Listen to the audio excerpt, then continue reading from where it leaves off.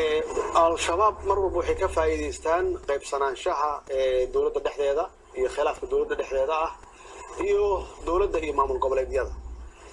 runtii intii al-shabaab ay soo jirta may xoogeysanaysay waxay ku xoogsanaysay markii khilaaf u yimaado dawladda dhexdeeda iyaguna waa xoogsanayeen maxay leeyihiin dhexdooda khilaaf ma laha waa dhismayeen marka waxa ugu horeeyaan sameeyeen waxay tahay inaan dawladda ka yareeno ama aan ka tirtirno wax la yiraahdo khilaaf haddii ay jirto wax kala arki doonaansho waxa in lagu xaliyo dawladda dhexdeeda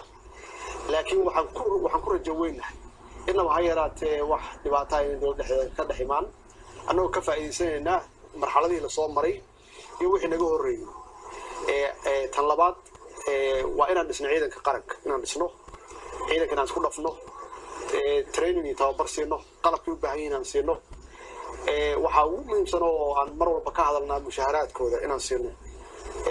iyo noloshooda aan ogaano ciidamada si niyadooda ay kor ugu kacdo waxa intaas weheliya oo kale inaan isku xirno shacabka iyo ciidamada qalabka sida inaan isku xirno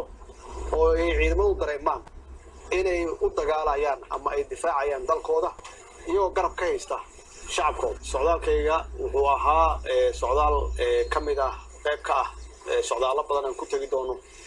dawlad goboleedyada oo dee aan wada tashi iyo aan lahaanayno iyo ka warqab iyo inaan kala xog qaadano iyo inaan ogaado xaaladooda iyo sida tahay iyo sidaan wada shaqayn karno iyo culaysyada haysta iyo sidaan uga caawin karno marka runtii socdaalkan waa socdaalkii ugu horeeyay oo aan doonayo inaan ku tago qaybo badan oo kala duwan dalka dawlad goboleedyada waxa ay qorshaysan inaan tago Puntland waxa ay qorshaysan inaan tago Galmudug waxa ay qorshaysan inaan tago Hirshabelle insha Allah waana ku noqon doonaa haddii la yiraahdo